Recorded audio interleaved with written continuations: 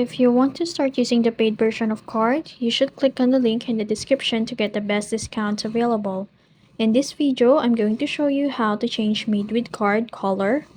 Now, as you can see here, the badge of Made with Card when you publish a website. Make sure you already avail the plan in order to change the color of this badge. But if you still haven't avail the paid plan here in Card, you can't change the badge color which is Made with Card.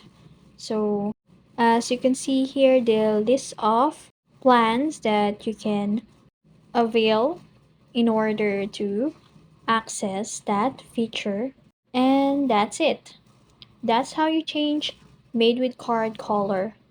If you found this video helpful, don't forget to like, share, and subscribe to the YouTube channel.